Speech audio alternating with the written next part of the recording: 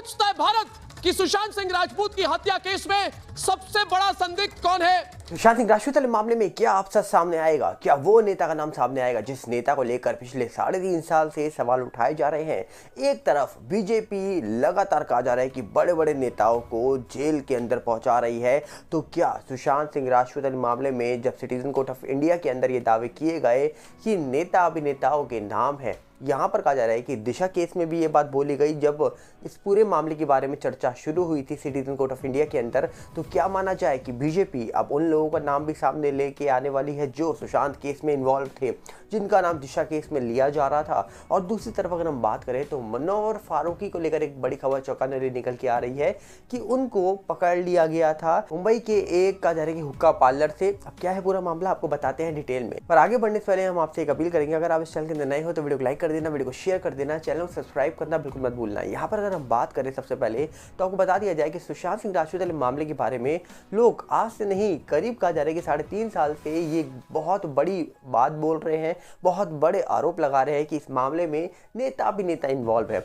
अब कौन सा नेता है, कौन सा अभिनेता है, इसको लेकर तो कुछ पता नहीं लगा, पर कहा जा रहा है कि हाल ही में जब लोगों ने कहा कि केजरीवाल जो दिल्ली के सीएम बताए जाते हैं उनको गिरफ्तार किया गया, जिसमें कहा जा रहा है कि लीकर जो केस था, स्कैम मामला था, उसके अंडर उनको पकड़ा गया है। तो लोगों ने कहा अगर सत्ता में बीजेपी है तो बीजेपी अगर गलत करने वाले लोगों को पकड़ रही है, अब किसने गलत किया नहीं किया वो तो बात की बात है, पर अगर गलत करने वाले लोगों को पकड़ रही है तो फिर सुशांत और दिशा केस में जो नेता अभिनेताओं के नाम निकल के आते हैं, बहुत सारे लोग नाम लेते हैं, बहुत सारे लोग कहा जा रहा है कि आवाज़ उठाते हैं, उनके नाम क्यों आज तक सामने नहीं आते हैं? ये बहुत बड़ा सवाल है। तो लोगों ने कहा धैर्य बनाइए, अगर बीजेपी की पार्टी उन लोगों को पकड़ रही है जो कहा जा रहा है कि इस समय किसी स्टेट के सीएम हैं, तो कहीं ना कहीं जो स्टेट के सीएम नहीं है और जो कहा जा रहा है कि बहुत बड़े लीडर भी नहीं है, उनको तो पकड़ ही लेगी बीजेपी की पार्टी। तो कहीं ना कहीं बीजेपी के ऊपर लोगों का भरोसा बना हुआ है। और ये भी कहा जाता है कि आने वाले टाइम में इलेक्शंस आने वाले हैं, तो उम्मीद ये जगाई जा रही है कि इलेक्शन से पहले कोई बड़ा कदम निकल के आ जाए बीजेपी की ओर से, ये इलेक्शन के बाद कुछ बड़ा कदम उठा ले, क्योंकि सुशांत के फैन पिछले 3.5 साल से न्याय की गुहार तो लगा रहे हैं, पर देखा जाए सुशांत के फैन लगातार ये भी डिस्कस करते हुए नजर आते हैं कि आखिरकार बीजेपी ने बहुत नारे लगाए थे 2020 में जब ये मामला हुआ था, पर अचानक से 3.5 साल बीत जाते हैं। पर यह भी हमको बात माननी पड़ेगी, जब किसी मामले में सबूतों की कमी हो जाती है तो उसका सच बाहर आने में वक्त लगता है, पर कितना वक्त लगेगा इसको लेकर अभी तक कोई भी जानकारी निकल के नहीं आ रही है। पर अगर हम यहाँ पर बात करें तो आपको दिखा दें हम एक चीज़ कि किस प्रकार सुशांत सिंह राजपूत वाला मामला होने के बाद कुछ तस्वीरें जो आज लोगों को चौंकाती हैं, जो आज लोग देखते हैं तो लोग कहते हैं भैया ये तस्वीरें देखकर बहुत ही दुख होता है। अब कहीं ना कहीं कुछ तस्वीरें आपके सामने हम दिखा रहे हैं जिसमें हाल ही में वीर सावरकर फिल्म निकल के आती है, जिस फिल्म के अंदर अंकिता लोखंडे काम कर रही हैं और फिल्म बनाई है संदीप सिंह ने।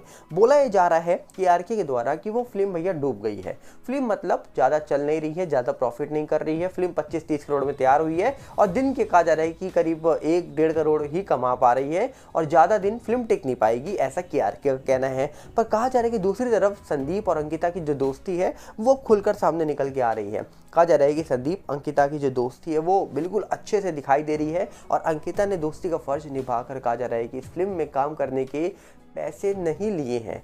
ये बहुत बड़ी बात है, क्योंकि इंडस्ट्री के अंदर कहा जाता है कि बहुत ही कम लोग ऐसे होते हैं जो भैया काम करें और काम करने के बाद पैसा भी ना लें, और उसमें से एक अंकिता लोखंडे हैं जिन्होंने ये बता दिया, दर्शा दिया कि भैया दोस्ती के आगे पैसा कुछ नहीं है। और संदीप ने भी ये कह दिया कि अंकिता सिर्फ दोस्त नहीं है, परिवार की सदस्य हैं।